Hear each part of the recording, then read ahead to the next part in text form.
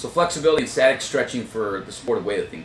Now there's a lot of interesting research out there on static stretching and how it can decrease power output, especially when used before an exercise or say before your performance or your training.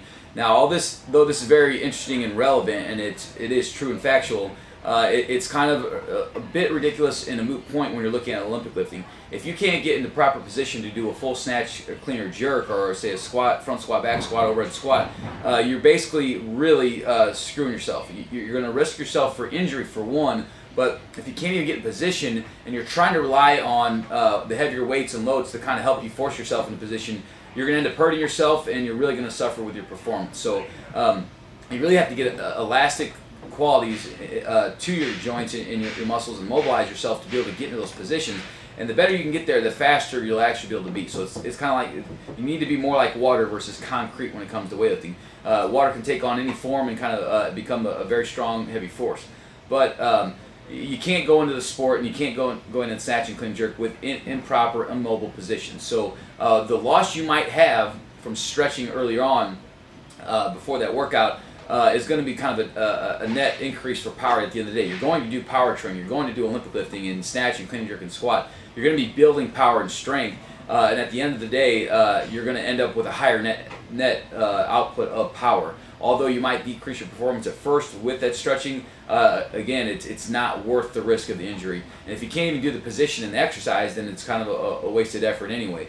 Now, what I got to really say though, and I'll throw up a picture of this, but the Chinese, 1 million Chinese weightlifters can't be wrong. They got the most world records out there right now in the sport of weightlifting, and they're radically dominating the medal counts now, and they'll soon have more than Russia. And these guys are some flexible bastards. They can all do the splits. They can put their knees behind their heads. They do a radical amount of stretching every single day as part of their training. Static stretching, you name it. I don't see too many foam rollers in the Chinese training videos and things like that. Who knows whether they use them or not, but they definitely do a lot of static stretching, and it's almost as important, it seems, as their technique and their strength work. Lord knows they do tons of heavy squats and pulls and things like that, but they're very strong. They're extremely strong in the limit strength and top end strength. I've seen Lou do a 290 kilo snatch grip deadlift, which is insane.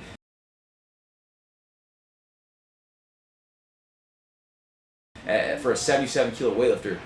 So their limit strength is huge. Of course, he's got the snatch world record right now, I believe. So of course, amazing at the Olympic lift and as a power sport, but the guy can do the splits no problem. So it's a nice blend of all those qualities.